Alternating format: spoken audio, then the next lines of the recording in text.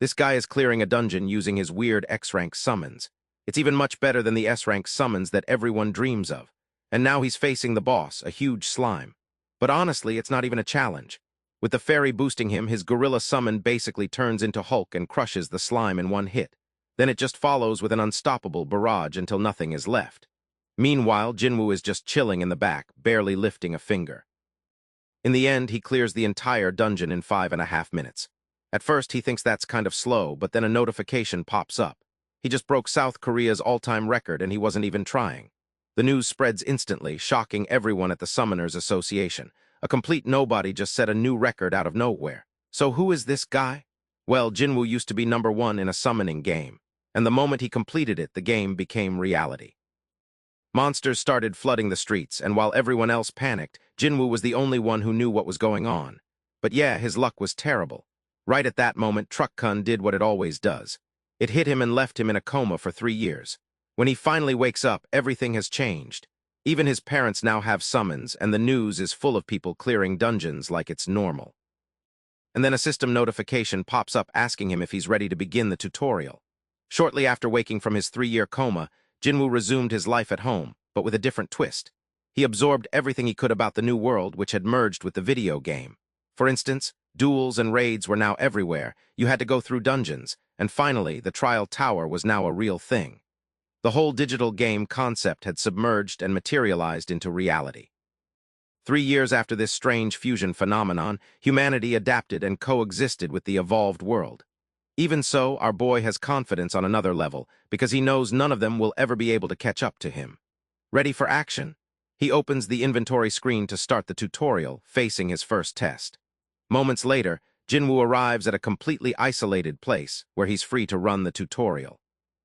By the way, the rewards are just 2 measly summoning scrolls, but even they seem special to our boy because they're finally real. My boy is begging to pull something decent from them, because it would be hilarious if someone as good at the game as Jinwoo ended up with a trash summon. The gacha gods weren't kind with this game, because Battle of Summons was famous for its terrible pull rates. A low-rank scroll would only give you, at best, a D rank, but most of the rewards were F rank. Higher-level scrolls have higher ranks up to S, but in this case, the little D is the best Jinwoo can get. And I definitely don't mean his package. Jinwoo is begging for a chance to get something good. He would also be happy to settle for an E rank if that's what he gets. The brother just wants something useful, and with those hopes, our boy breaks the summoning scroll, activating the scroll's effects. From his reaction, it seems Jinwoo is really anxious because he can't wait to see how something manifests or is summoned in person. Immediately, a blue bolt falls fiercely, scaring the soul out of him. Jinwoo watches completely stunned with the torn scroll on the ground. The system calls our boy and surprisingly confirms that he has summoned a wind fairy of X rank. In other words, your average lowly. Stunned at having summoned an X rank, Jinwoo wonders if this should even be happening. The wind fairy looks at him surprised before being amazed herself by her own summoning. She is excited and delighted by the fact that someone actually managed to summon her after so long. Jinwoo seems confused because summons aren't supposed to respond. But then it clicks, and he decides to ask her if by any chance she is Ramba. The question makes her uncomfortable, and she quickly denies it, saying she is just a wind fairy. The flying midget slowly remembers that the only person who ever called her that was Jinwoo God. And right at that moment, the girl has a revelation. Her face blushes with embarrassment upon realizing it really is her beloved god Jinwoo. With eyes full of tears, she hugs his face, complaining about how much she missed him. As she hugs him with all her might, our boy starts to realize why the X rank was summoned in the first place. You see, in the game, once you exploit the wind fairy's hidden mechanics, it's possible to evolve her into a proper support summon with attack speed upgrades. They had already spent so much time together in his beginner days, to the point that he nicknamed her Ramba. At the same time, the brother still can't believe the bug exists in the current version of the game, because it had already been fixed in the first year of Battle of Summons. Jinwoo checks the official announcement, remembering how the exploit was corrected. He even remembers his reaction because she had been removed despite all his investments in the Wind Fairy.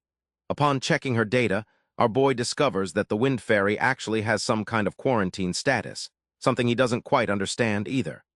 The Wind Fairy cries inconsolably, sharing how she was trapped in a cage and couldn't escape since her disappearance. She begs him not to abandon her again, but our boy pushes her aside because he's trying to piece together a theory, a game theory. First, Jinwoo asks what is causing her quarantine status. The question seems to surprise her, and although she tries to remember the cause, she suddenly gets a headache, as if she can't remember. The girl puts on her cute act, pretending as if some external force placed a seal on her that inhibits memory. But our boy is unfazed and tells her directly to just say what she remembers. Ramba expresses that she can't say much, but it's true that she was kept in isolated confinement and that no common player could summon her. The interesting thing is that Jinwoo perceives there are other summons that were also quarantined. Ramba confirms this, but doesn't know them personally since they were all in different areas. She suspects at least 10 entities are part of this whole quarantine, which makes Jinwoo's brain start to churn an idea. His reflection leads him to a terrifying conclusion. During his time in the game, 10 of his summons were reported as bugs and removed under his care. And if that means they all ended up with a new X-rank classification, then they could also be summoned. Ramba is simply happy to have managed to cross over to him through the summoning scroll, while Jinwoo theorizes that maybe X summons only respond to his scrolls. This means in effect that the brother is the only guy on the entire planet who can pull X-rank summons like nothing, suspecting that maybe this is a hidden reward he got after conquering the 100th floor in his last playthrough. Opening another scroll to confirm his theory, he checks if each summon means a guaranteed X-rank. The next summon manifests as Hairy Gorilla, and the only thing I wonder is how they got an average Reddit user into this game. Unfortunately, the brothers' theory backfired. It backfired because this thing is a miserable F-rank, which means the S-rank thing still depends on RNG Jesus. Even so, Jinwoo's strategy remains the same as before. He just has to farm summoning scrolls like crazy to get more S-ranks under his name, because if he manages to recover the 10, my dude is going to be even more broken than when he was at his peak. Turning to Ramba, Jinwoo tells her that first, stop calling him Jinwoo God because it sounds ridiculous, but the more important reason is that his name is very well known worldwide, and that's going to bring him unwanted attention. He currently lacks a lot of information and isn't confident enough to handle that, because the moment someone sees him getting S-ranks, everyone is going to start chasing him as if he had a bounty on his head. Suddenly, Jinwoo is startled by a shaking sensation and not the attack on Titan kind. Both monsters are completely rattled as the system prepares to take him to the next stage. His first task appears in the form of a beginner dungeon, a basic and simple test to get him moving. Jinwoo is a bit rattled by this. Our boy may have cleared 1,000 dungeons in the game like an unemployed bum, but the real world is different. It's a completely different story. Regaining his composure, Jinwoo admits he's terrified, but he also knows he won't have to fight directly and it's just a small tutorial. With that reassurance, he prepares to challenge the dungeon as the system instructs him to quickly head towards the entrance. Upon arriving inside the dungeon, Jinwoo is a bit surprised. The atmosphere is a bit more unsettling than he expected, as the dungeon confirms his entry, which means it's about to begin. Guiding him through the tutorial, the system indicates that dungeon fights consist of team summons with a maximum of 5 per team. Since he has 2 summons, Wind Fairy and Hairy Gorilla, he's still not used to that name. By the way, the system urges him to place them in his slots. Jinwoo reflects that the best strategy for clearing a dungeon is to be armed with 5 summons at a time. Going in with just 2 seems dangerous, but it's not impossible to clear a dungeon even so. After all, our boy has already experienced uneven fights thousands of times.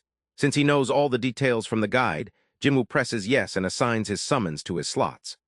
Both monsters are assigned, and now it's time to see the monsters on the opposite side, the ones he'll have to face. The growl of a creature instantly causes unease in our boy.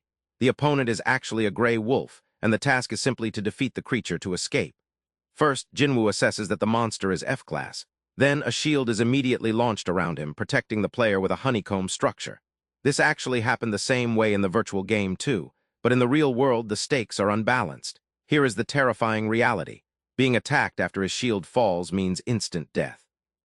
There are no second chances or respawns. The brother is going to be sent straight to the Shadow Realm. The ugly wolf farming aura in front of him while being F-rank isn't making things easy. First, Jinwoo launches the hairy guy like a rocket, but the dumb animal doesn't even attack, and clumsily it starts roaring. The brother is so slow that even the gray wolf has to wait to attack. Out of embarrassment, this man orders the fairy to step in and do her thing. Ramba is known for an ability called Wind Pressure, which increases a summon's attack speed. This support buff now applies to the blue Super Saiyan gorilla. Allowing it to do crazy things, the creature launches forward with more ferocity. Jinwoo is satisfied with the effects. As for the gray wolf, that thing also charges to face him directly in the fight. What worries our boy is the size of this wolf, because it's not supposed to be that big. At this point, Jinwoo really isn't sure if his gorilla is going to win or not, because based on his experience, a variable could occur, since this time it's the real world. The clash between Midget Kong and Midzilla is about to happen until the first blow connects with the gray wolf biting the gorilla's flesh. It knocks the beast down instantly, shooting Jinwoo's cortisol. Our boy yells at the dumb fairy to do something, but she's already doing her best. The gorilla takes this boost again and uses it to throw a direct punch at the wolf's throat, sending it flying several meters. One last time, the wind fairy spends energy to boost the gorilla's powers, really making plays like Michael Jordan. The gorilla peaks and descends with a crushing punch, shattering the wolf's belly. Then, it begins to hit with dozens of punches to make sure it stays down. The blows end with Jinwoo and the fairy looking extremely concerned, but luckily, the gorilla guy has managed to eliminate the threat, even roaring with excitement as he celebrates. Our boy feels relief at having survived the first dungeon and is rewarded with 2 strength runes. In the next scene, we arrive in the city where Jinwoo's younger sister, Ah-jin, is making money with 200,000 won. 3 years ago, she managed to get a new profession, rune-collecting player. In other words, she visits low-level dungeons and sells runes as a merchant to players who need them.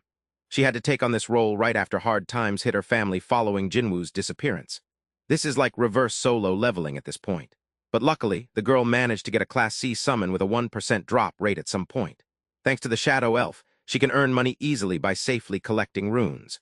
Ah-jin checks her phone and sees that her brother is calling her out of the blue. She asks him if he's been discharged yet, while he points out directly to her face that she's a rune street vendor. The comment infuriates her because it belittles her profession, and she orders him to call her a farming player. Our boy decides to follow his little sister's rules and asks for the location of the synthesis center. Ah-jin tells him that, as expected, it's located in the player zone.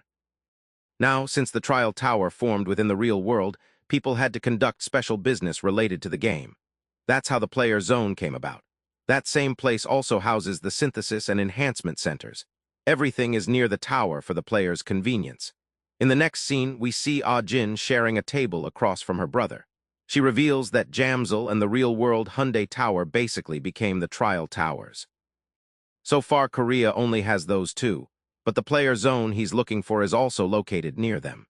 This makes Jinwoo understand that it's efficient to have player facilities near the tower. But more importantly, his little sister is curious to know what rank he got. To keep it simple, he tells her he got an E-rank summon and an F-rank one, which excites her since even E-ranks have a 5% rate. Our boy remains carefree without revealing to her that he actually won the lottery with the rank he got.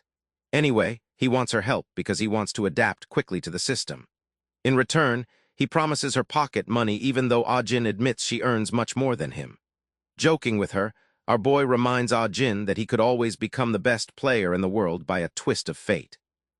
Ah-jin doesn't really believe in her brother's delusional dreams because, in her opinion, people like Rachel or Genos are like gods that can never be reached, geniuses from another dimension. But our boy takes it jokingly as a challenge before asking his sister to just show him the way so he can observe with his own eyes what the zone is like. Walking towards the zone, Ah-jin learns that he summoned a wind fairy, but it's a monster she hasn't heard of. The girl wants him to show her, but the brother refuses to her face, which offends her because they're supposed to be siblings.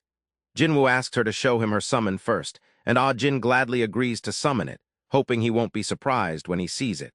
To be honest, he's intrigued to see what kind of summon can make her feel so confident. The answer is a rank C Shadow Elf, which looks a lot like Raven from Teen Titans. The brother's face instantly becomes petrified. It's not even a special summon. While Ah-jin is upset because her brother judges her like that, she thinks this kind of summons are like nobles among players. But deep down, our boy thinks that's nonsense because, for him, a C rank is literally considered cannon fodder. They're the ones he wouldn't even take into any dungeon.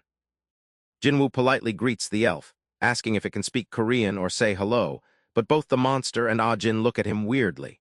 The sister is confused as hell seeing her brother's crazy behavior, but actually, he's trying to test if all monsters can talk or not, and it seems this one can't. Even Ah-jin points out that summons aren't supposed to talk, giving him another dose of reality because the whiny, midget fairy Ramba graduated from the University of Apology. Anyway, the guy is confused while she is annoyed that he thinks summons can talk. In a way, Ajin is right. Jinwoo simply had this exaggerated assumption that all summons could talk. Now it's his turn, but he ignores her in real time and refuses to show his summon. Ajin feels devastated because the girl was treated like tech support scammers treat you. But Jinwoo doesn't want to draw attention right now, especially with Ramba talking. She calls him a bastard and runs after him. Later, our boy arrives at the player zone. It's a completely different cyberspace. The world of Jamsil looks very different since the arrival of the towers as corporations demolished the entire place. The answer is simple. No one would want to have an amusement park next to a tower of fatality and despair. At the same time, Jinwoo thinks that idea is great and exciting. Ajin reminds her idiot brother that dungeons make this zone dangerous, so no one would come here to have fun. Although it's true they are scary, Jinwoo internalizes that it's definitely a fun experience for him to see in reality things he had only seen in the game. It really excites him, and he quickly locates the exchange zone where players can trade things like scrolls and runes. It brings back a lot of memories from his gaming days, because the brother used to buy things with his rich whale friend, Bichan. Ajin also shows him that he can go to the information counter whenever he needs more information aside from the basics. She points out that he's a beginner, so it's best to take a tour of the academy at the player headquarters. Jinwoo assures her it's fine because, deep down, he has everything he needs. The only thing he cares about is growing by himself while remaining in this zone, but Ajin is still worried about her brother. He simply tells her to go back because he's going to stay a while before heading home. The little sister feels weirded out by his recent behavior since he was discharged, almost as if his body had been possessed or something. At the same time, she thinks her brother is just trying to make an effort in his own way, so at most, she should keep an eye on him. They wave goodbye, and in the next scene, Jinwoo is in an isolated place where he believes no one will find him. Immediately, he manifests Ramba, with the wind fairy greeting him excitedly and loudly. He tells her to shut up, urging her to keep quiet. The fairy doesn't understand what's going on while he gives her a simple instruction. She must never open her mouth in the outside world. Jinwoo reasons that he can't let people notice their conversations, so from now on she can only talk in dungeons. With that settled, our boy thinks about his next goal, which is to get some capital so he can raid dungeons. Checking his balance, my boy realizes he's broker than the average gamer in real life. Jinwoo succumbs to the harsh reality of hitting rock bottom. Literally, this is all the money he has to his name, and it hurts to have to work part-time jobs again. Normally, people would suggest he ask his parents for help, but he doesn't want to do that because his mother works incredibly hard with 3 different jobs, just to keep everything afloat. Asking them for a loan feels like trampling on their efforts, which would make him feel like an animal. The son feels useless because of this situation and accepts the reality of starting from scratch.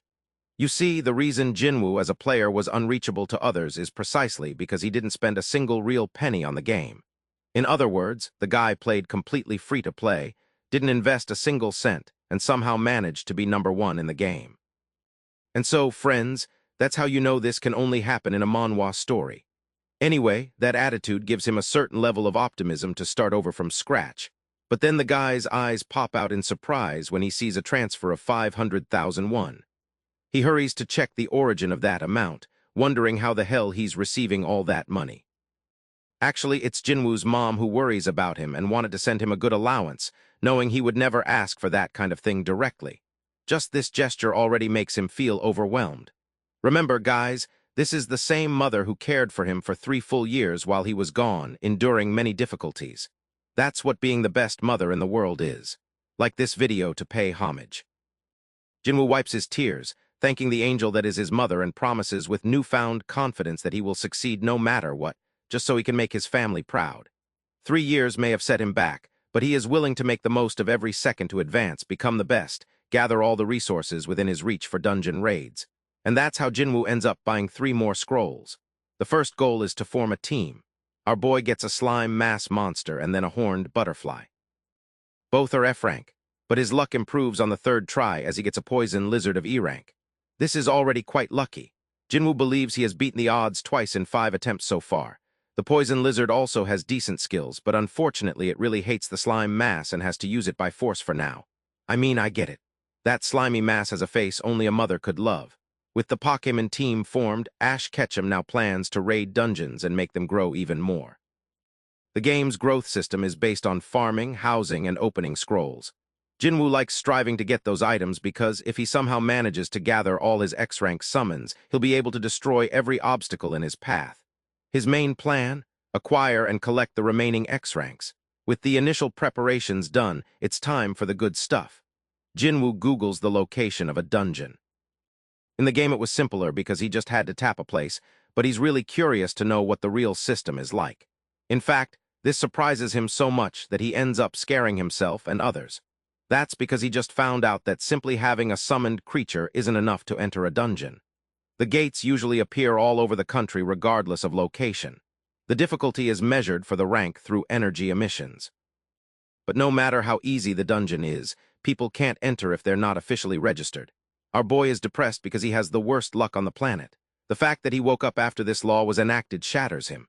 His little midget fairy is the only happiness in his life because she supports him. Happier now, Jinwoo pats her on the head before suddenly receiving a call from his sister. Ah-jin asks him when he's going to come home for dinner, but our boy assures her he'll eat alone. He asks his silly sister about the player registration part, which she conveniently forgot to mention. Jinwoo knows this brat refused to mention it, but that's not the case because the regulation is recent. People kept dying in dungeons, so the government had to introduce a policy, and there were actually so many deaths that everything became chaotic. That's why proper official agents roam every portal to check, which introduces new problems. Jinwoo only realizes how tedious and slow this process is, but that makes him wonder if it's strategically designed to control players. After all, if every person becomes a player out of greed for wealth, the social system would completely collapse. Apart from that, there's also something called rankings. Apparently the ranking system has a list of players based on local and international rankings, and Korea is so bad it doesn't even appear on the global ranking. Ah-jin is sad because if Jinwoo were here, they would be higher, not knowing it's her own brother who is the legendary player. The call ends with our boy deciding to rest for the day. The next day at home, the food is hot and ready. Jinwoo is already rushing to leave at 6 in the morning. His mother insists he take a rice ball before leaving, but he thinks it's fine as is. He quickly puts on his shoes and apologizes to his parents for only showing them his worst side. He even sincerely thanks them for all their efforts. The parents are stunned to hear those words. Dad is bewildered while Mom is worried. The good thing is the government has reinforced security protocols. Jinwoo checks his phone and learns that countless deaths occurred due to player recklessness. He can't say anything either because his brother had been addicted to video games for the past 10 years. It also sounds horrible to admit it. Standing in front of the reception, he hands over the application form and asks how many people end up getting the qualification. Apparently, there's a final test to get the title, which irritates Jinwoo even more because there are 1,000 people waiting behind him. Anyway, he thinks if he can't pass this simple test, then what's the use of his title as one of the 5 heavenly emperors? In the next scene, we find ourselves in a different place. Park Chang-suk is affiliated with the central headquarters and seems disappointed with this year's talent. Suddenly, the building collapses, taking them by surprise. A man has invaded the building using his giant orc summon. He's here to take revenge on Chang-suk because he killed his brothers. Meanwhile, this guy thinks the man is a psychopath and unleashes his own impressive summons, composed mainly of fire and wood monsters. The main headquarters is being attacked, and while everyone else panics, our boy is quietly relaxed with his capsules until he turns around and realizes a new mess has started. Jinwoo has no idea what the hell is going on, apart from being caught in the middle of it all. The bystanders only fear for their lives, putting their fate in Chang-suk's hands. Jinwoo perceives some kind of gang conflict because his guy, dressed in a sharp suit, seems to have a vendetta. What puzzles him is how even real-world thugs have become advanced with their summons. Chang-suk yells for an emergency and asks everyone to take out their summons to protect themselves with shields. Jinwoo does the same with his shield, while our favorite fairy takes a second to assess the situation before almost opening her mouth. Our boy silences her, reminding her she must not talk in front of people. Returning to this sharp-looking gangster, he wants to finish off Chang-suk and his sense of justice. The first monster he launches is the orc, while our boy hides in a safe spot, knowing that if he gets involved it will complicate things. His goal for now is to observe, and shortly after, a fierce battle unfolds in which Chang-suk's fire butterfly launches small meteorites and attacks the orc. However, this thing is a tank and survives all those blows, which gives the thug a bit of arrogance. Chang-suk is cornered, while our boy stands up and realizes this man is complete trash. He's so bad that even the other spectators can see Chang-suk as being overpowered. This forces Jinwoo to become cornered because now he has to make a decision. If he helps and intervenes, he will be the one who has to deal with these guys. The orc unleashes its axe on one of Chang-suk's summons, forcing Jinwoo to finally make a decision. He's starting to realize that his quiet life is going to end before it even begins. So he calmly approaches Chang-suk, who worriedly tells him to stay away. Jinwoo criticizes his timing with the skill. He explains that the orc's escorts possess advanced fire resistance, demanding precision for the attacks to work. Chang-suk personally observes that the orc's body also glows, indicating the skill's activation. With this knowledge, this time Chang-suk changes the strategy. First, he orders the fire turtle that is here to prepare another fire spell. The creature fires at maximum speed, lunging at its target like a laser. Chang-suk yells excitedly, celebrating. His attack finally managed to be effective, while his opponent is stunned to see how this man managed to discover his weakness. Next, the wood monster ends up destroying the other support summons this guy has too, leaving him practically totally vulnerable. Finally, the fire turtle and the fire butterfly each prepare epic fire attacks and launch them to further annihilate the orc. In the end, all of this guy's summons disappear and his shield is also shattered. Now that he's at a disadvantage, he wants a second chance and surrenders, even preparing for the consequences of having made a mistake. However, what he notices is that the vine creature quickly grabs him, entangling him. Chang-suk doesn't want to hear a word of his pleas. Then there's the fact that any gang member must be executed on the spot. Crying inconsolably, refusing to accept death, the criminal faces the consequences of his actions, receiving justice in his own face. Chang-suk snaps his fingers and we witness this brutal massacre because the guy's body is reduced to pulp. At last, the fight is over. The people cheer Chang-suk's epic victory, calling him amazing and such. While everyone yells celebrating, our protagonist is horrified. You see, it's shocking that these people aren't affected that a man was massacred before their eyes a moment ago, even if he was a criminal. This confirms to Jinwoo that the world he knew changed right in front of him. From now on, it will be harder to survive without having strong determination backing him. Chang-suk approaches the boy, offering his sincerest thanks because the boy helped him before. He managed to execute the terrorist thanks to Jinwoo's contributions, so Chang-suk is so excited he even wants to reward the boy for it. Seizing this as his golden ticket, our protagonist reveals that he hasn't registered at the headquarters yet. The man is literally stunned by this information because this is the same boy who just gave him excellent advice while being a complete beginner. Chang-suk asks for his ID card, assuring him that's all they need for verification. Jinwoo hands him the card while he promises him he'll receive a reward after a quick background check. Happy to accept that gift, our protagonist leaves while Chang-suk takes note of him and sends some data to his friend over the phone. Actually, he wants someone to properly investigate Jinwoo's background. In the next scene, our protagonist hands a delicious cake to the fairy for having stayed quiet. She eats with delight, and although Jinwoo understands that players like to argue with their summons, he finds it very convenient to be able to satisfy her with simple food like this. Still, there are things that worry him. Although he didn't want to get involved, everyone in that building would have died if he hadn't acted. Everyone is different. Jinwoo isn't used to it yet, but he must keep leveling up. Scrolls are key for the next beast, prioritizing the instructor and the dragon mage. He can get both with low-rank scrolls. Now Jinwoo must execute his next step. Later, Chang-suk's report comes out, and he is very surprised that this new boy was also hospitalized for 3 years. That's why he's been an unregistered player. 3 years ago was when the world turned upside down, so it makes sense. However, the guy can't understand how this boy immediately decided to aim for registration right after being discharged. Looking at his information sheet, Chang-suk wonders if what he's seeing is real. He tries to calm down and maintain composure, so he calls the test examiner and actually replaces him in the position, probably because he wants to personally oversee Jinwoo's side. He still can't understand how the boy can have so much adaptability for this game. Meanwhile, Jinwoo has become a miracle talent in his eyes, which excites Chang-suk. The scene changes to a waiting room. Our boy has arrived, but with a disappointed expression on his face. The thing is, there are a ton of people here and he's an introvert to the max. Everyone is here for the training, and to surpass all these competitors, it's going to take time to become a player. Still, it's no big deal for our boy, who is relaxed in his seat, knowing he's the boss. With everyone gathered, the examiner appears to take the test, but unexpectedly it's Park Chang-suk himself in person. The first test is a kind of written training exam, and later, when it's our boy's turn to talk with Chang-suk, he comments that he didn't expect the guy to show up. The older man calls it fate and asks about progress in the training, but Jinwoo remembers it a bit differently. You see, a while ago, while he was giving them a talk, our boy was bored next to his fairy. Jinwoo was annoyed that they were teaching one of his game combinations, so he pretended the talk was just acceptable to him. Apart from that, Chang-suk emphasizes that he called the boy separately for the reward application topic. Before that, he wants to ask the rookie something important. The question is weird and funny, asking if Jinwoo is some kind of gamer. Upon receiving that question, our boy is stunned. Apparently, gamers has become a formal term. They are the people who played Battle of Summoners in the past and have knowledge about it. 70% of the rankers in this country are also gamers.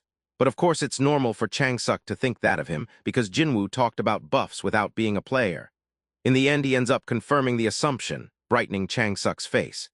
He wants to know about the boy's experience, but Jinwoo honestly doesn't want to say it was 10 full years so as not to reveal his identity. Keep things simple, the brother says 1 year, but even that is such a long duration that this man is completely enamored with him at the table. Jinwoo doesn't know what's going on, while Chang-suk looks at him with puppy dog eyes over the fact that he played for a whole year. The thing is, most rankers couldn't even play the game for half a year, so this is impressive in Chang-suk's eyes. On the next topic, he expresses that they have prepared 2 rewards. Jinwoo is given the option to choose the one he wants. The first reward grants him the ability to instantly register as a player, basically an immediate job pass. It also extends to an offer to hire him at the central headquarters, but our boy doesn't seem very amused. Then a second offer arrives. Chang-suk offers him an amazing reward of 5 million won, but honestly the answer seems quite obvious in this case. At this moment, Chang-suk expects the boy to choose the first option, as it is objectively better. But hilariously, Jinwoo shatters all his expectations by choosing the second option, the money. The guy is stunned that he's rejecting a job position like that and the registration process. But Jinwoo seems perfectly fine, believing he can easily register on his own and that he has no intention of joining the central headquarters. After all, summons are his priority. In the next scene, we find him in the gaming zone area. A staff agent identifies him as Jinwoo. The lady is kind and explains to him that the practical exam requires clearing a dungeon, or specifically in his case, the Tuesday dungeon. The test will also be in a time attack format, which means a quick clear grants a better grade. While this happens, Chang-suk watches from afar, astonished by the instant rejection. More or less, what he discovered on his exam sheet left him even more surprised. Jinwoo wrote so much about runes and summons that he even impressed the examiner who was reviewing his exam. They were literally marveling at this boy's talent, to the point of starting to believe he will become a ranker in no time. Chang-suk saw those teachers acting nervous like never before, so this only confirms how special the boy is. With the explanations and boring talk already over, Jinwoo is finally allowed to enter the gate. He approaches the exam with curiosity and on the other side, emerges with a shield protecting his life. This dungeon is specially designed with toxic slime monsters. The goal is to defeat them and escape the dungeon quickly.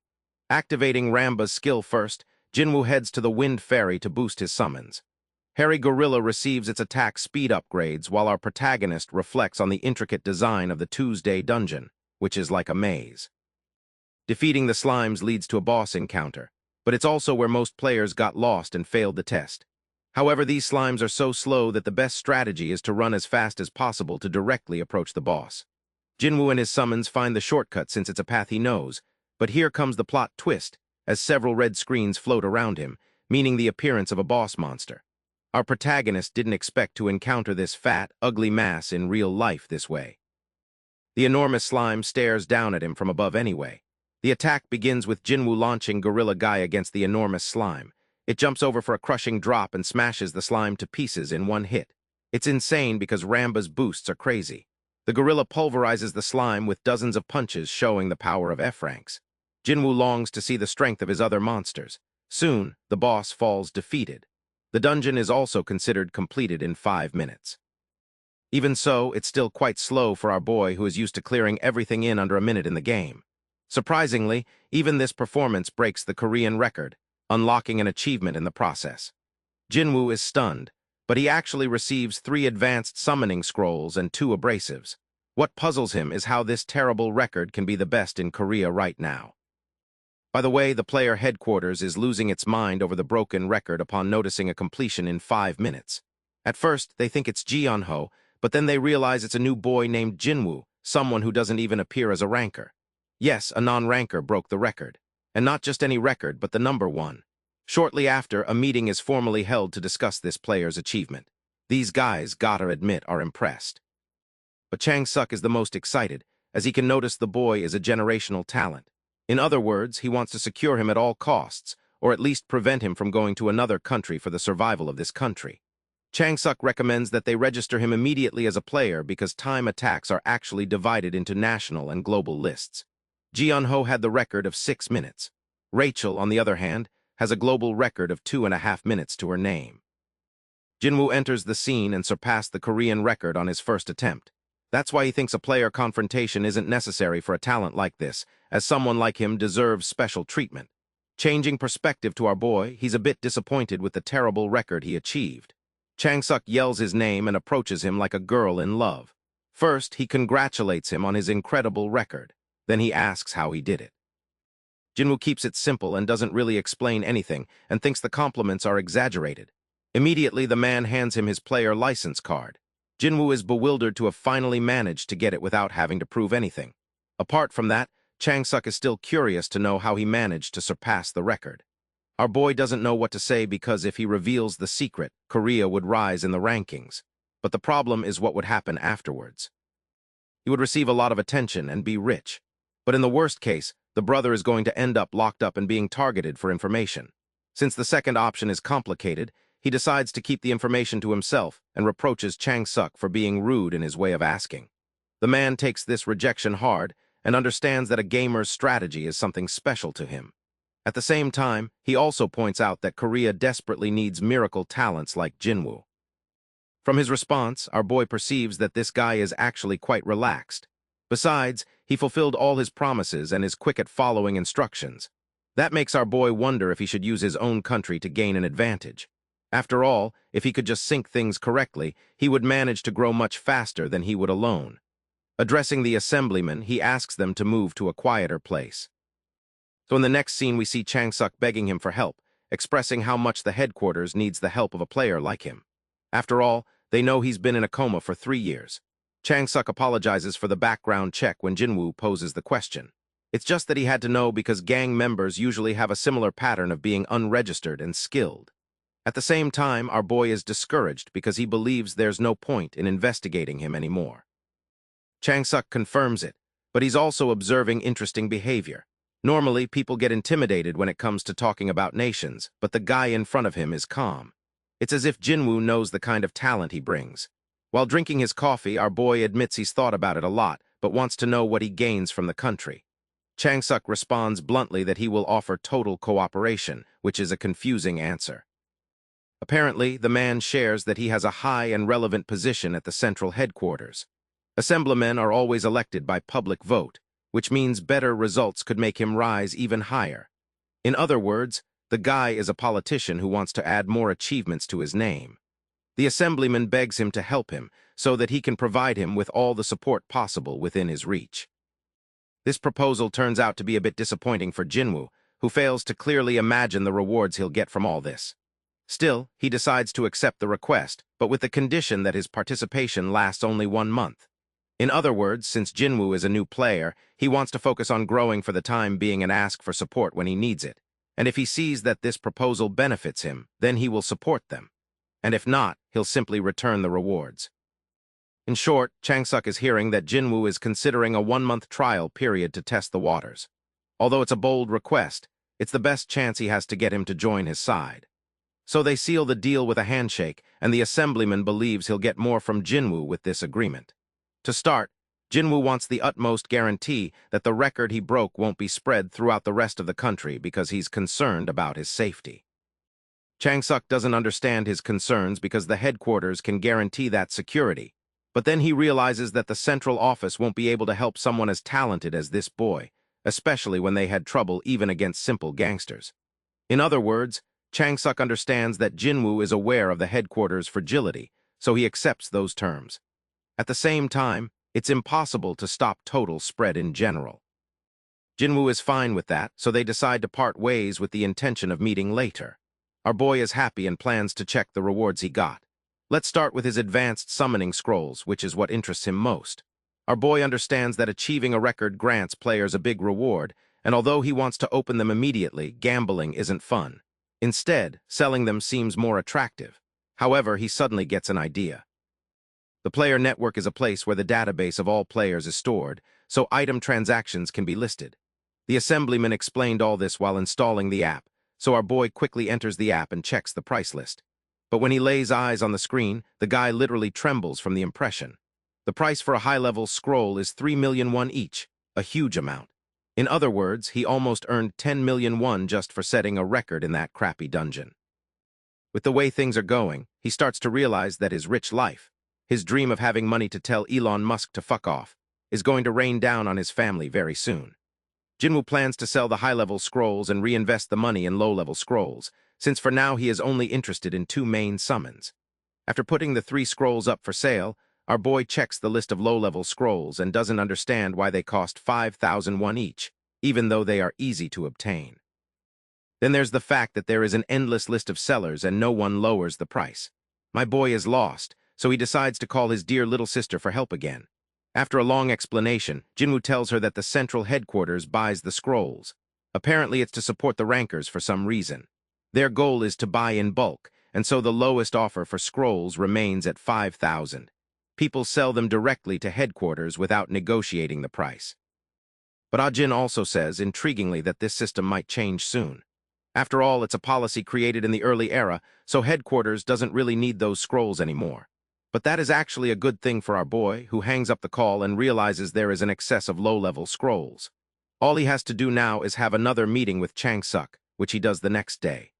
The assemblyman is delighted to see him, asking if our boy needs anything. Jinwoo expresses his desire to obtain low-level scrolls, a request that leaves him stunned because normally people expect high grades. Jinwoo asks for as many scrolls as he can possibly get, and literally 50,000 of them appear almost every day at headquarters, meaning Chang-suk can easily lend them to him. At the same time, he fears the player is trying to resell them to make money. Except our boy refuses, assuring him it makes no sense when the scrolls are already saturating the market. Chang-suk is impressed and wonders what he is planning, internalizing how this player is very different from the others, especially because he is opting for a unique strategy here. The assemblyman agrees to it, but has one condition. The only thing he cares about is receiving some simple information, one that helps headquarters. Because he holds an important position, if he is discovered supporting him in secret, the people's trust in him will be affected. If Jinwoo can provide some information, then it will be considered part of a business transaction instead. In other words, our boy realizes they aren't giving him something for free, which is good since he doesn't want favors. He accepts the deal and explains the existence of shaving seconds off achievements. Normally, conquering a dungeon in first place grants you 3 high-level scrolls for completing it, but the same reward can be obtained again if another player breaks the previous player's record. In other words, players can simply reset the record by 1 second each time, squeezing out the best possible result and accumulating the scrolls. What also helps is that the Korean Association benefits as a whole because its players become stronger. Chang-suk comments that they have actually already used that method, but most players haven't received such rewards, so it won't be a problem to try applying something like that. As for the next part, Jinwoo intends to share clues about a strategy for the Tuesday dungeon he conquered. Wishing for something incredible to come out of his mouth, Chang-suk waits like a puppy ready for its food, because the guy thinks this subject is going to reveal an ultra-secret method. Jinwoo shares that by using this method, most people could surpass the dungeon in less than 3 minutes. But before doing so, our boy wants to make sure the price of the information is worth the investment. So he adds 50 high-grade scrolls on top of the low-grade ones for the deal. In short, he is asking for scrolls worth 100 million won, which is an absurd amount. But to Jinwoo it's fair, since this method can be used in both low and high-level dungeons, which could mean billions in profits. Chang-suk understands this point and adds that he will transfer 150 million directly if the information proves valuable enough, plus supply our boy with 10,000 low-grade scrolls every day. The following night, the assemblyman gathers some of his staff for a small test. They suspect he has something good prepared for them. First, Chang-suk talks about the recent Tuesday dungeon record and then casually shares that he has acquired a technique to avoid it, thanks to his connections abroad. He also makes it seem like Jinwoo was a test subject who used this technique, which is why everyone was instructed not to say a word about it. As for the reason he called them, Changsuk reveals that from now on they are going to do a time attack on the dungeon. The main summon needed for this dungeon is thanks to the poisonous lizard monster. This little one is the size of a grown man and is a fighter class, but that's just basic information because it is actually strong and resilient. However, using it is difficult because raising this creature is a real headache compared to other monsters in its category. Players don't like it, but they ignored one of its most useful abilities. The creature's diet is slimes, so for a dungeon like Tuesdays, it cleans up easily. In the next scene, the players celebrate their 4-minute time, validating their technique. Thanks to a special summon, the lizard is now hailed as all-powerful. A few more days passed. The news of the dungeon record-breaking spread throughout the county, and Changsuk understood that Jinwoo is much more than what he could consider an average player. From now on, the guy wants to organize a proper team to help our boy, and for the members of that team, he selected 3 appropriate candidates with different skills. In the next scene, our boy looks at his bank account balance, suddenly feeling incredibly rich, wondering how come he wasn't cashing such juicy checks before. But what matters most to him are the 10,000 summon scrolls he can use to farm big. Changsuk kept his promise, so naturally our boy wanted to fulfill his part of the deal. So he prepared Ramba for a little showdown. First, Jinwoo pours water on the ground while the little wind fairy prays to all the gods she knows, begging for Jinwoo to get an amazing summon. Leaving the fairy's prayers aside, it's finally time to open the scrolls. Jinwoo opens them for his infinite gacha roll, but after a few moments, all he's left with is a bunch of junk. My boy literally opened 3,600 scrolls and exhausted himself, receiving nothing in return for it. So far, it's simply impossible. But the Wind Fairy thinks it's silly of him to assume an X-rank monster could appear out of nowhere, just like that. Jinwoo's expectations were based on the fact that summoning Ramba was very easy, but she assures him that was literally just some kind of absurd god-level gacha game luck. Actually, not even 100,000 low-level scrolls would be enough for an X-rank summon. Jinwoo doesn't understand, so she asks him if he has any knowledge about the system at all. The summon system is for 10% of players. 8 billion equals 800 million summons. The important thing, the isolated monsters are unique. This leaves him stunned. But the only thing I can think about is how this wasn't already an obvious fact to him. It's strange, but Ramba explains that he is the only person in the whole world capable of getting X-rank summons. But our boy just laments the fact that there are 800 million copies of an average summon. And he has to pull like an X-grade one from among all of those, which is basically several times harder than winning the lottery. The guy thinks he's already lost, but Ramba assures him that certain summons have already exhausted their count, like the 800 million caterpillars that will never be summoned again. Still, our boy thinks it's still too difficult, which makes him wonder if he should switch to mid-level scrolls. That creates efficiency problems and a money shortage. He must deal with the current odds. It's his only option, so he tears another scroll and Ramba supports him always. After the session, the guy tries to secure his survival in bed. After 2 weeks and using 140,000 scrolls, he still hasn't gotten any X-rank ones.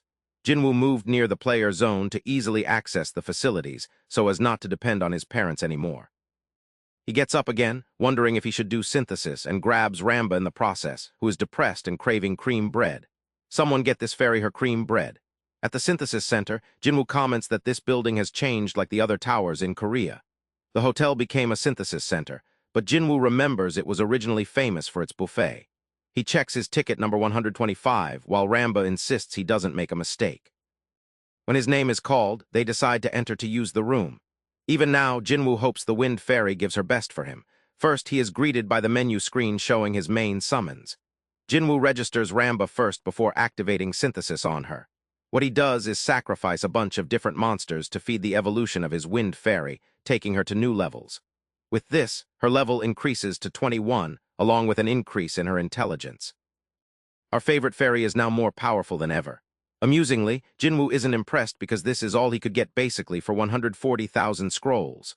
Ramba is over there squealing about how strong she looks, while he is dying inside because the max level is 100. And at this rate, he'll die before they get it.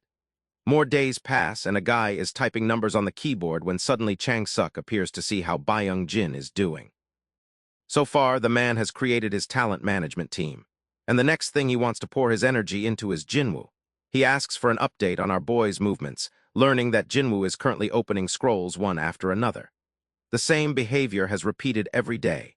Even today, he asked to buy more scrolls with the 150 million he got, although he was interested in buying them at a lower price. Unfortunately, the management office is already starting to suspect and is raising problems with the supply of these scrolls. Changsuk still can't understand why this guy would invest money in those scrolls, but he knows for sure that Jinwoo knows something they don't. So he accepts the ridiculous proposal to sell each one at half price. The mere suggestion surprises his subordinate, who thinks that will cause big problems. But the assemblyman is calm, believing his talent is destined to become an amazing Korean hero later on, which also means Changsuk will take all the credit for having invested in him from the beginning. That's why he thinks this decision is for the best, although he asks Byung-jin to keep quiet about the matter, since it only concerns him, Jia, and T-Seo. That takes us back to our boy's Misery, who is suffering from having to open another few thousand scrolls. This man gets depressed every second, while the Wind Fairy wonders how much longer they'll have to keep this up. To relieve his misery, a villain appears looking for him. It's the impressive Yu Jia, who is now part of his new management team. She even tells him she is there for the proposal. Jinwoo curiously asks about the discounts, and she takes quite some time to explain to him that they are going to offer him a 50% discount. The girl looks so angelic while this man is completely stunned. But that's not all. Jia says there will also be an additional reward of 100 million won as part of his expense budget. The guy feels like a king right now because this is on another level. Jia emphasizes that he must not let this information leak, something Jinwoo is already quite good at.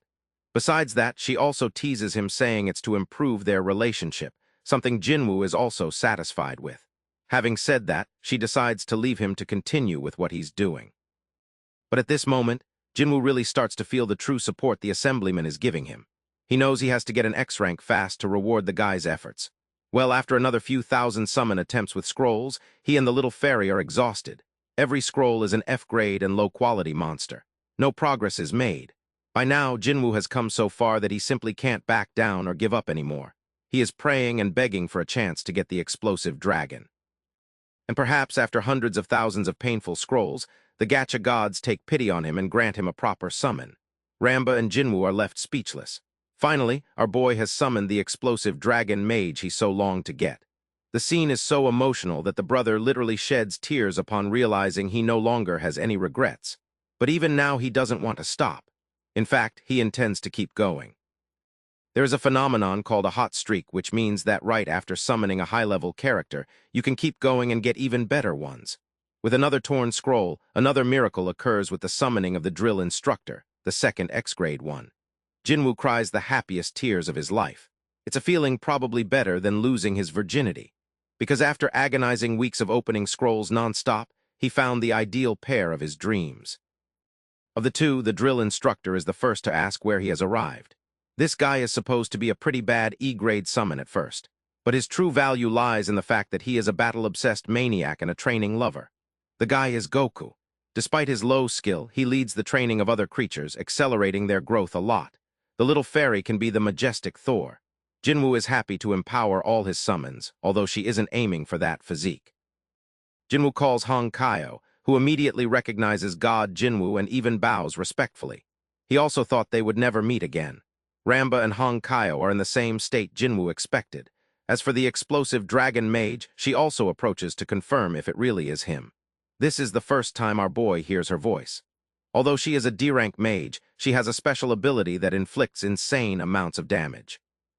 The combination of Hong Kaio with her works very well and even has a multiplier effect where each death further amplifies her damage. However, achieving it requires the instructor's insistence. Jinwoo was the only one to use the mage to her full potential. She is happy to see him, and even he feels romantic because he missed his summon. Just like Ramba, he orders them not to talk near other people, a simple order they understand. Then it's time for them to return and rest because it's been a long day of summoning one after another. At home, our boy is completely exhausted. He's there experiencing that clarity after climax while his summons relax, have fun, and start getting along with each other. Hong Kaio and Ramba strike up a conversation. The training instructor doesn't care about anything other than the fact that all of them are too weak. This man is moved by ambition and motivation. That's why he wants to make them work to exhaustion so they can properly serve their master. He first addresses the dragon mage and tells her to feel her mana so that when she wakes up later, he can help her unlock the predation skill. As for Ramba, The guy looks at her with lethal eyes, scaring the little one immensely. Apparently, this subject's goal is to train strength with her, but the poor fairy fears becoming an Olympic bodybuilder because of it. The training instructor manipulates her into doing it for her master's sake and assigns her first mission, lifting and swinging the frying pan. This man also tells her to do 5,000 damn repetitions with it.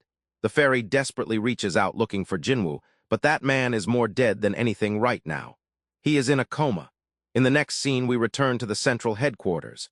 Jia appears with problematic information. Apparently, as an official notification, the director has stopped supplying them with scrolls. Changsuk can't understand why the busy director would suddenly start worrying about something so unimportant.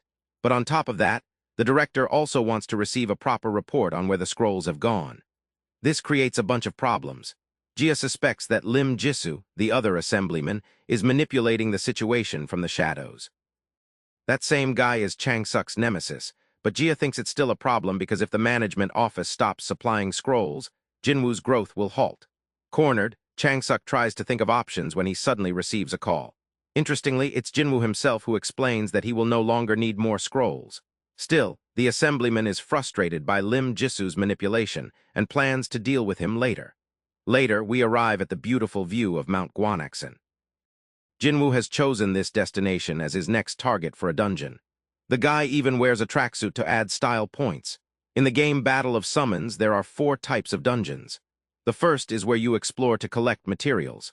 The second is the Tower of Trials with varying difficulty levels, mostly hard, that push players to the max limit. The third is the Chaos Dragon Dungeon, a calamitous boss that is supposed to be defeated in a group, but this part hasn't merged with the real world yet, so Jinwoo doesn't want to explain it. Now, aside from those 3 specific dungeons, all others are considered normal, and that's the one he will face today. Also, there is something called a stage dungeon, but they are quite rare.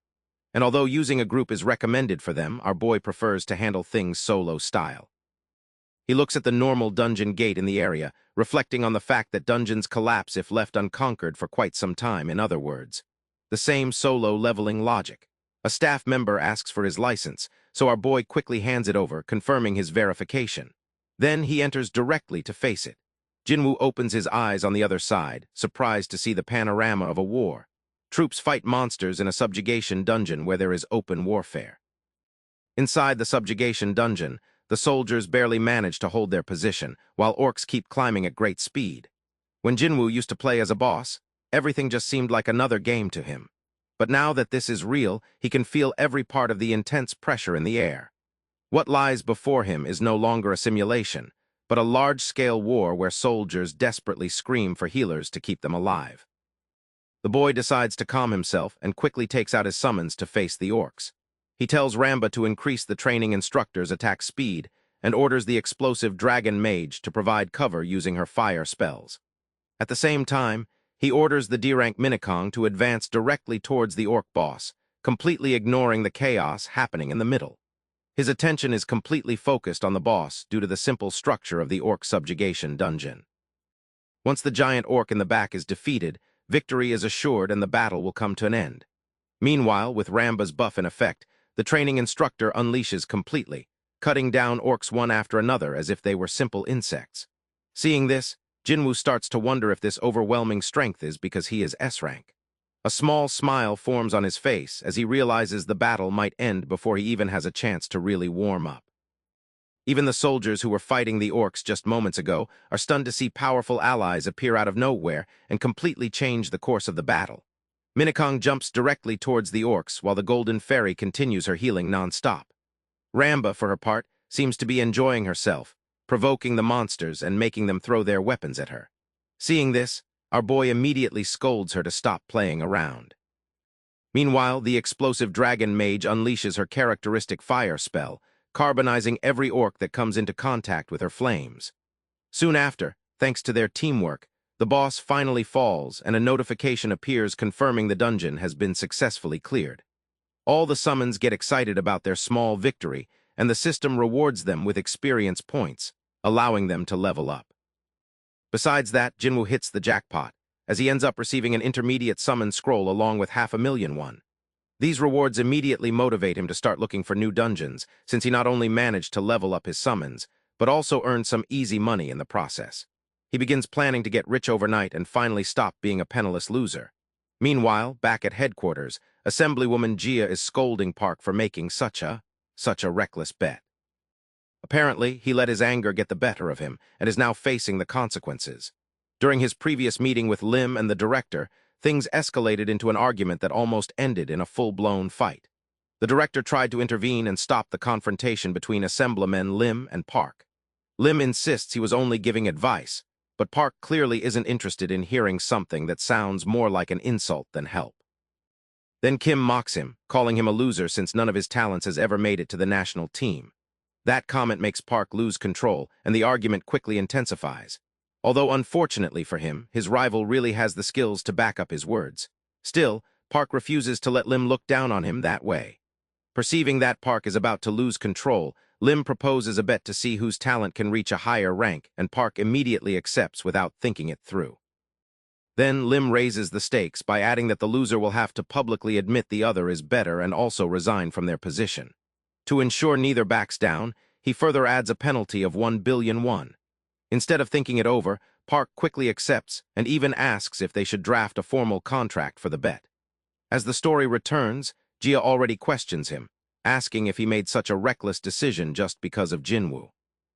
She admits the boy is a genius, but still reminds him that at the end of the day, he is just a gamer and probably can't measure up compared to currently registered rankers. However, the man remains completely unfazed while stating he fully believes in Jinwoo and is sure the boy will give them huge benefits if they support him properly. Right at that moment, an assistant suddenly bursts into the room, loudly announces that he has identified the person responsible for solo clearing Rank D dungeons, and reveals it is none other than Baek Jinwoo. Upon hearing this, the assemblyman is left speechless, mouth agape, while Gia already struggles to believe what she just heard. She argues it has only been a month since the boy registered, and she can't understand how he is already clearing dungeons in under 5 minutes. The assemblyman immediately seizes the situation, changing his tone as he begins boasting about his instinct, claiming he always knew the boy was someone special. The excitement on his face gives him away as he starts fantasizing about winning the ridiculous bet he made with Lim. Back at home, our boy lies in his bed, looking at his phone's screen. He can't help but laugh as he observes his bank account balance. The poor guy had never seen so much money in one place before. After farming Rank D dungeons non-stop, he managed to accumulate a solid 16 million.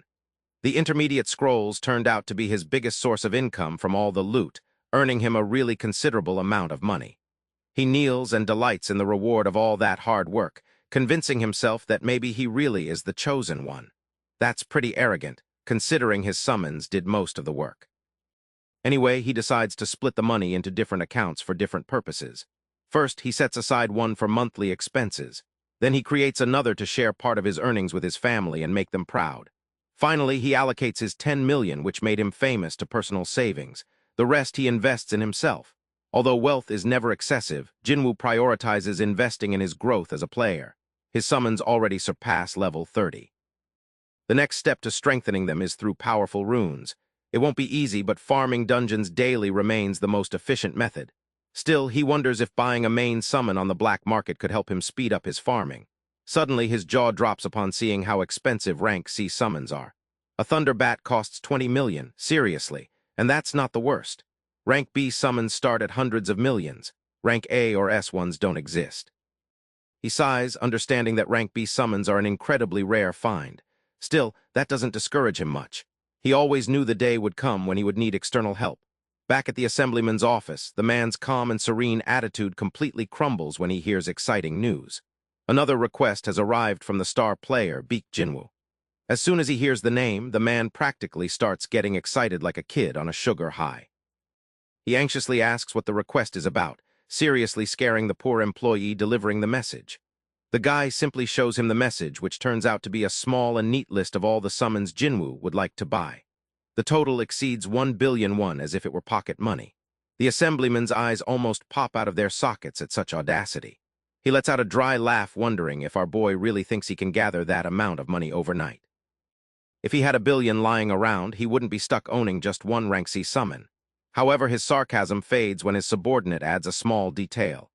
Jinwoo promised to reveal secret information about time attacks in daily dungeons. Now he has his full attention. He confirms if the player really means information for each day of the week. It sounds too generous, too suspicious even.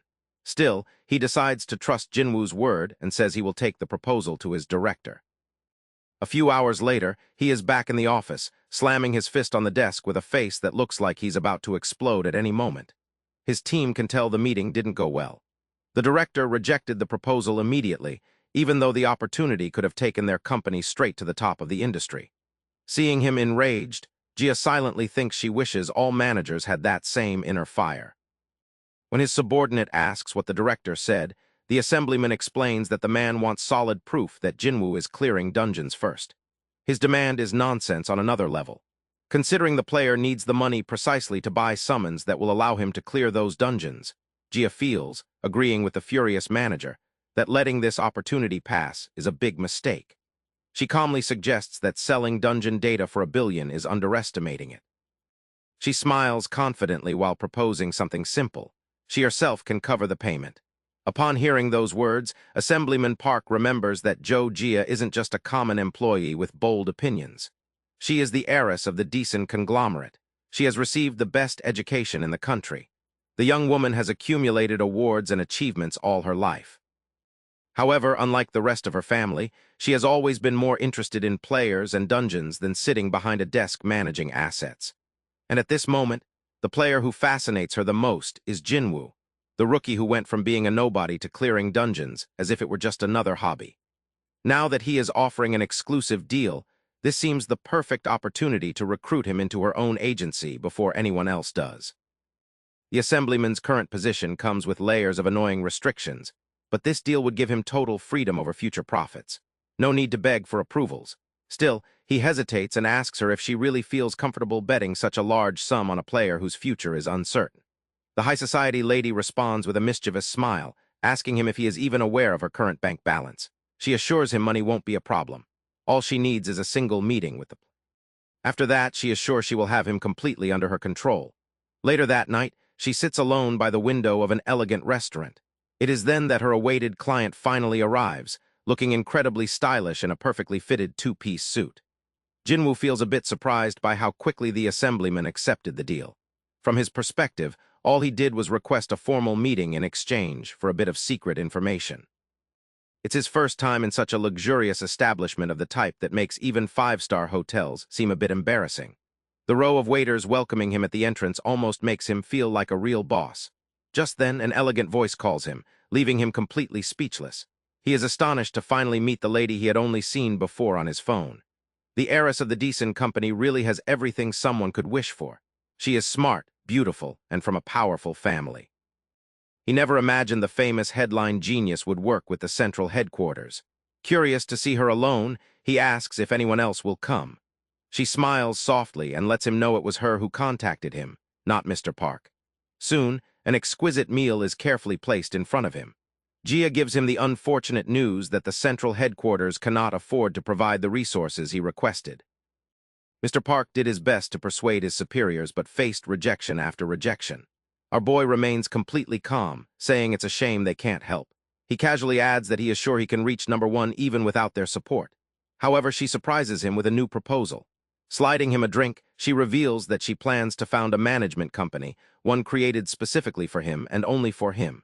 He almost chokes trying to process the generosity of the offer. In his eyes, it's an incredible deal. Having his own company would mean zero restrictions. They would be driven solely by profits, and generating profits happens to be his specialty. Even so, that isn't even his biggest motivation. This is also a golden opportunity to close a deal with someone capable of buying his secret information at the highest possible price. Gia adds that she, along with the entire Decent group, will unconditionally support him with whatever he needs. In a matter of seconds, he is completely disarmed by her confidence. He admits bluntly that it really is hard not to like her. She praises him in turn, calling him a talent who deserves such a deal. She tells him they will discuss the finer details of his contract later. For now, she suggests he receive the summon he himself ordered. Jinwoo's jaw drops. She actually fulfilled his request before he signed anything, almost as if she already knew he wouldn't reject it. She gives him a small, self-assured smile and tells him to consider it a thank-you gift. The next day in the mountains, his little sister looks for him in his usual spot. He hasn't contacted her in a whole week, Besides that, he suddenly moved alone to his own place. She is really annoyed when a beautiful woman passes by her, leaving her completely speechless. She looks twice, feeling she has seen that face somewhere on social media. The rusty single-core processor in her brain takes a full second to work, and then she gets it. It's the national legend, Yu-Jia, who seems to be looking for the same person.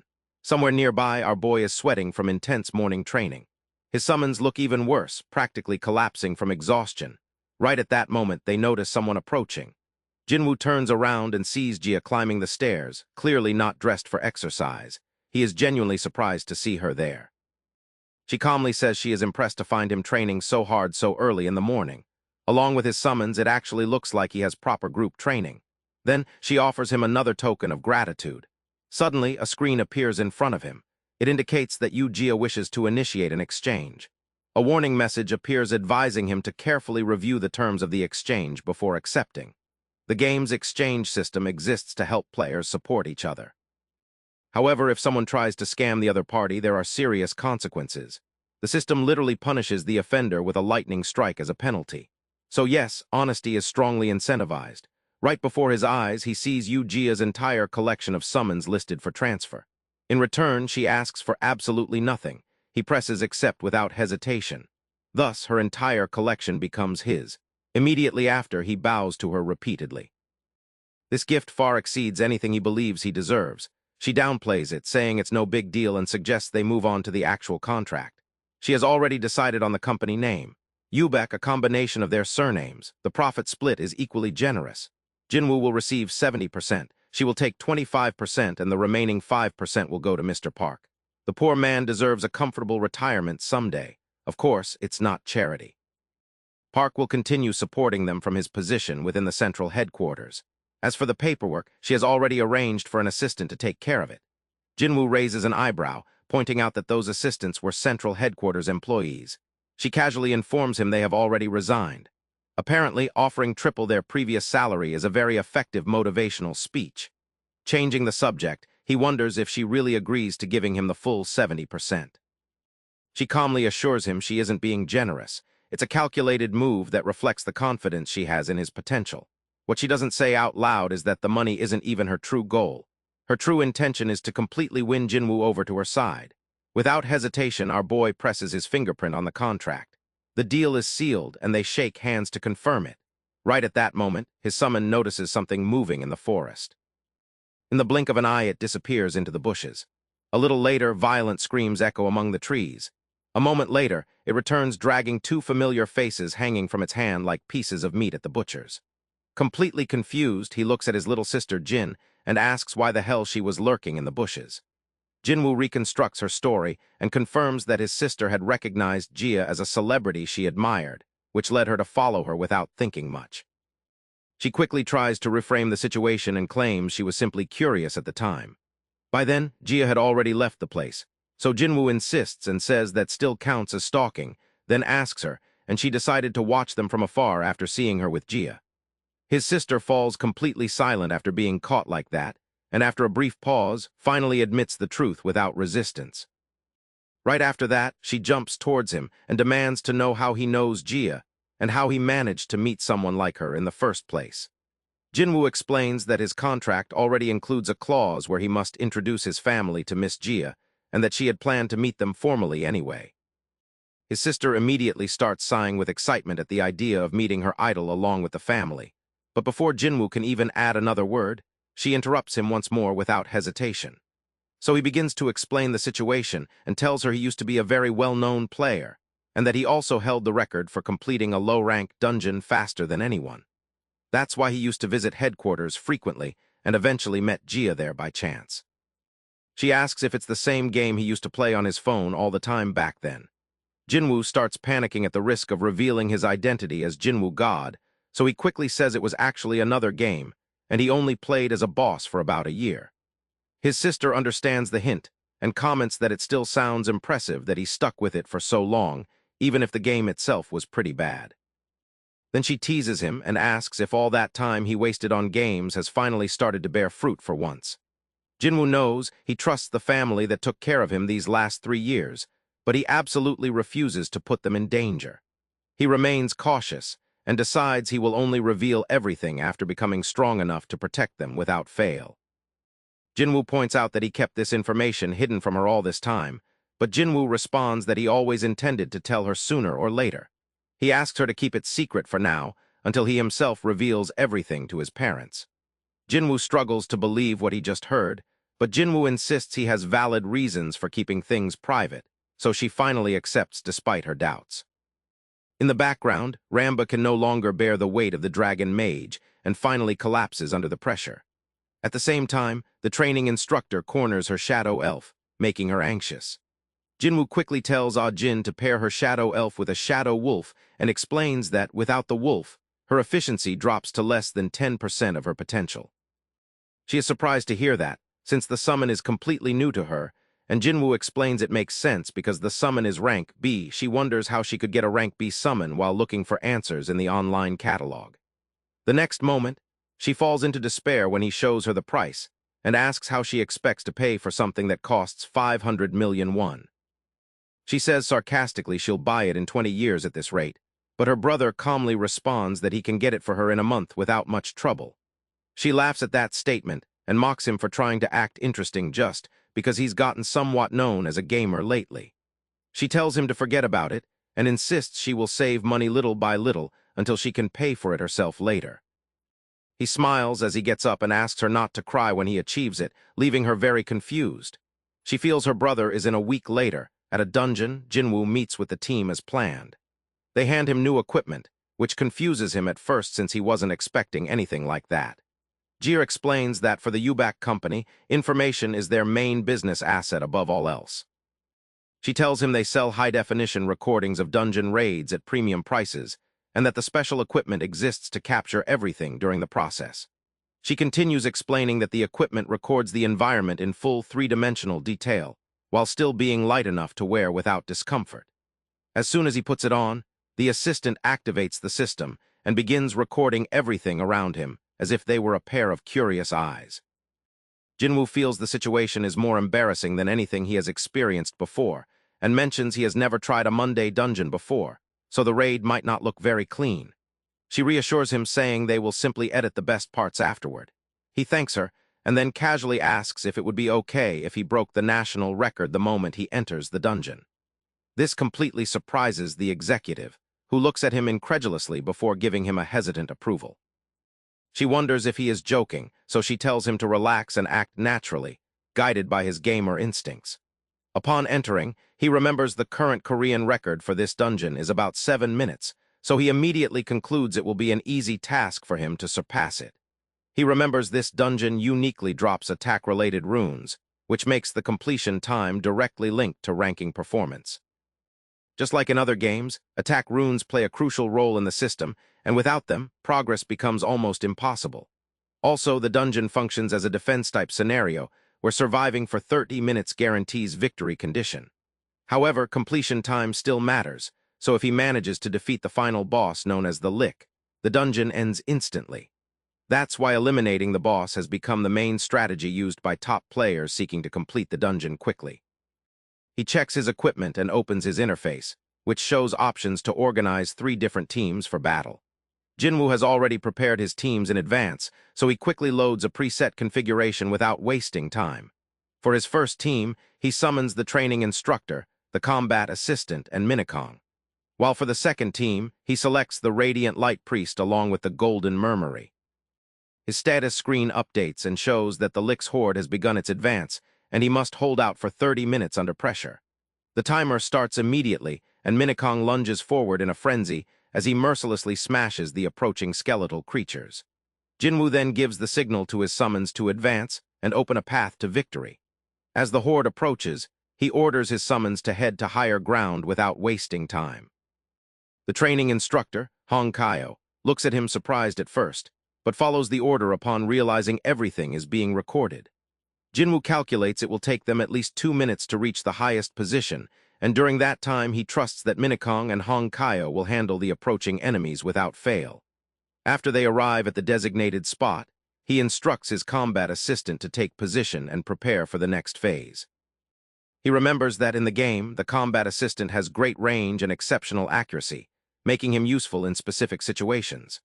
However, in reality, his damage capability remains extremely low, to the point where he can't even defeat a standard monster after hours of continuous attacks. Still, for this low-rank Monday dungeon, the assistant becomes the perfect summon because the lick has relatively low health overall. He indicates to the assistant there will be no fire until further notice, and then orders Radiance to cast Blessing on the battlefield.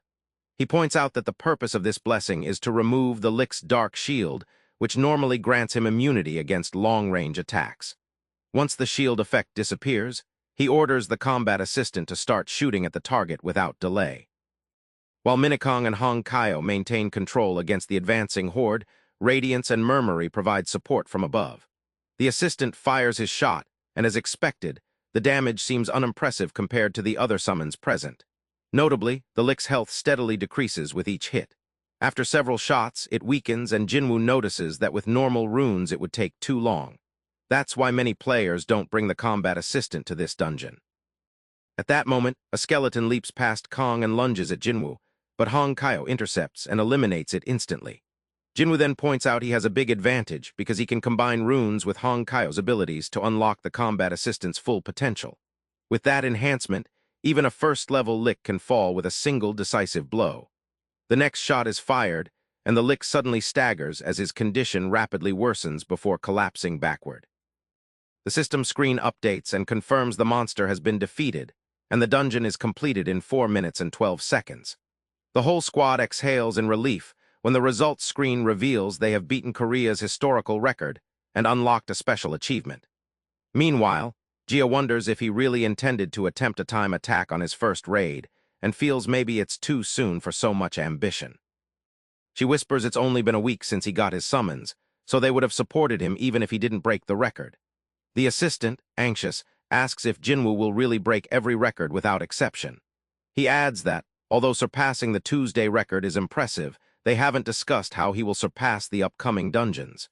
He points out that Jinwoo isn't the first player in Korea with a year of experience and questions if he has been completely honest with them from the start.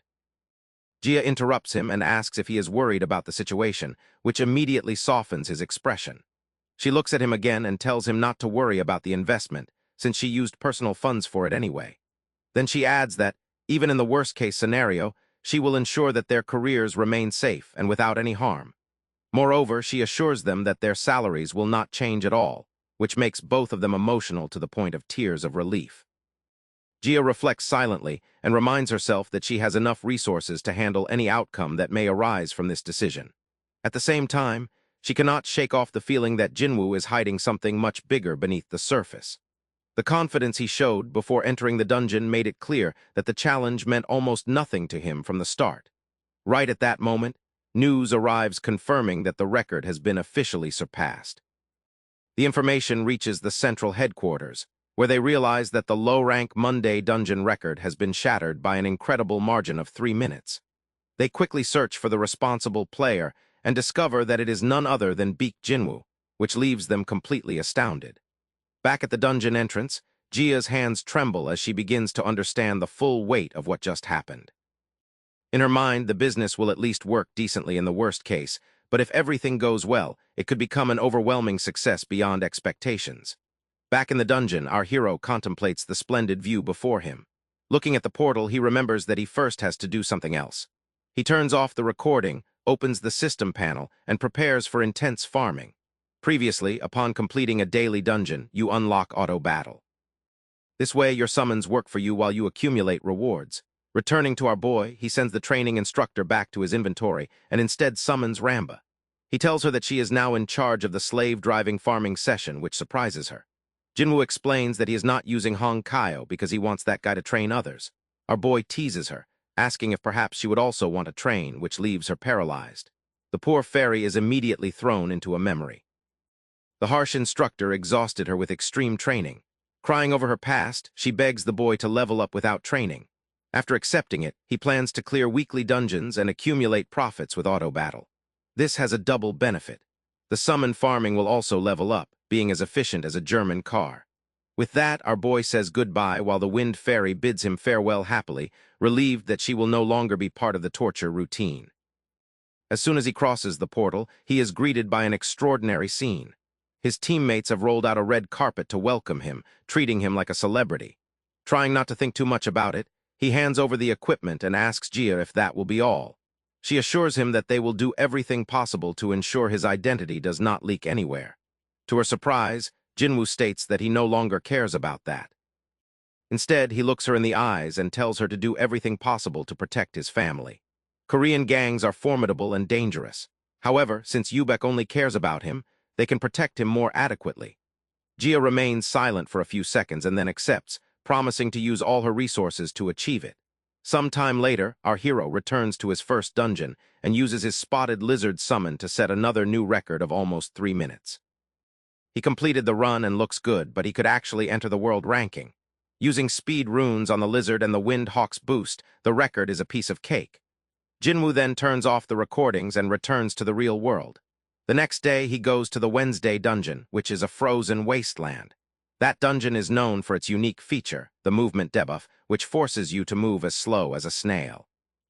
Shaking like a cocaine user in withdrawal, he summons his frost cat, Wind Hawk, along with a titanium golem, a horned fairy, and the explosion dragon mage. Then all his summons use their cold debuff abilities, making the temperature finally tolerable. Jinwoo then focuses on the battlefield only to see hairy white gorillas rushing towards them.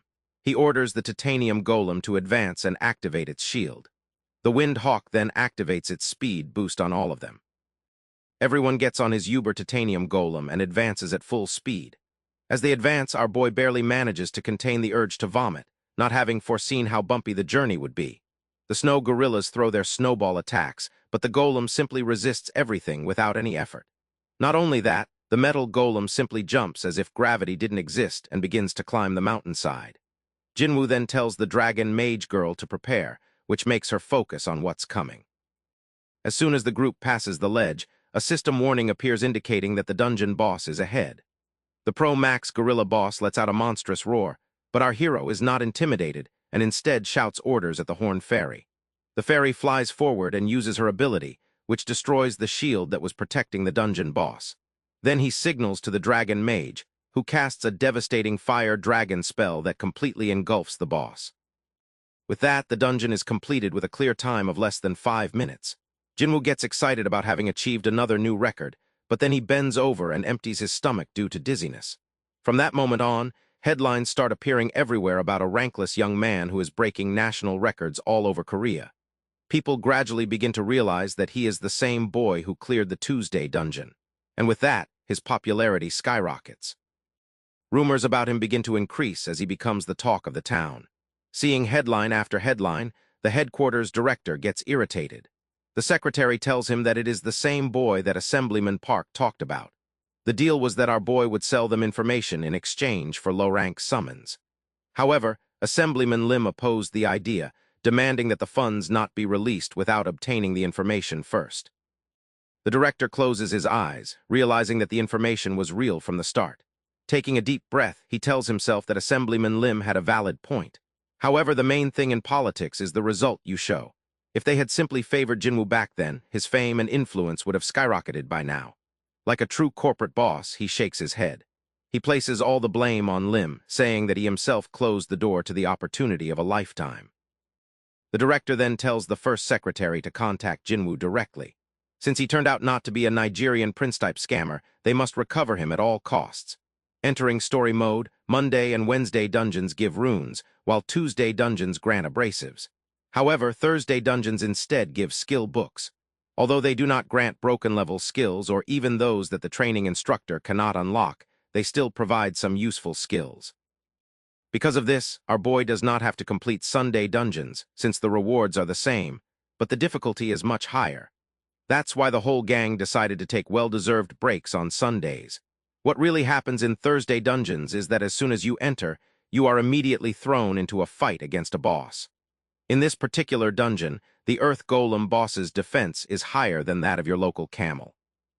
What normal players do is summon white wolves that have an ability to reduce defense, but the best player doesn't play that way, as he can simply overcome it with pure brute force and extreme damage.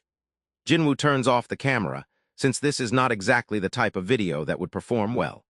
Since no one has X-grade summons to prepare stakes against the Earth Golem, it's basically like telling everyone to install hacks to win the game.